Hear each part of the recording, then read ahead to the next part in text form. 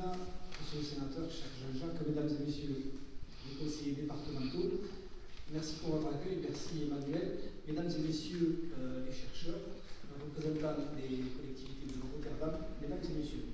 Tout d'abord, vous dire l'émotion qu'est la mienne d'être ici. C'est la première fois que je prends la parole dans un temps, pour le laïc que je suis, dans un petit laïus. Je voudrais vous remercier, chère Madame, pour l'émotion que vous nous avez transmise une fois entrée dans cette église. Je me permets de dire que le temps s'est arrêté. Reprenons. C'est un honneur de me tenir devant vous au nom du Conseil régional d'Occitanie et plus particulièrement du groupe radical citoyen. Pour saluer ici deux chercheurs qui rejoignent aujourd'hui par ce titre de citoyen d'honneur la grande famille de Carlebail.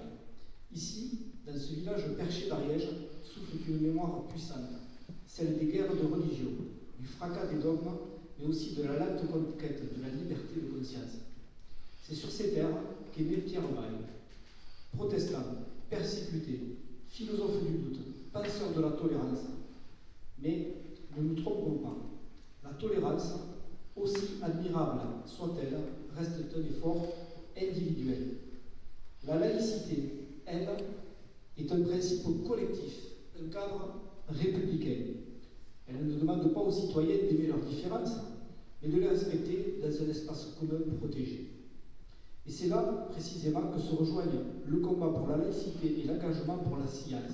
Tous deux reposent sur le même socle, la liberté, l'universalité et le refus des vérités imposées. La recherche ne peut s'épanouir que dans un espace ouvert, où l'on doute, où l'on cherche, où l'on confronte sans craindre l'anathème. Aujourd'hui, en honorant ces deux chercheurs, Hans Botz et Anthony McKenna, vous leur rendez hommage, bien sûr, mais vous défendez aussi symboliquement une certaine idée de la République, celle qui ne cède pas aux obscurantismes, celle qui croit à l'intelligence humaine, celle qui investit dans le savoir plutôt que dans l'ignorance. Notre région, l'Occitanie, est fière de porter cette ambition. Par ses universités, ses centres de recherche, ses pôles d'innovation, elle affirme que la connaissance n'est pas un luxe, mais un levier d'émancipation.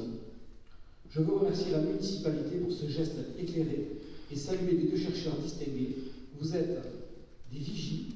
Dans un monde qui bruisse de certitudes faciles, vous rappelez que comprendre est plus exigeant que croire. Alors oui, vive la science, vive la laïcité et vive Carlebail, centenaire de la raison.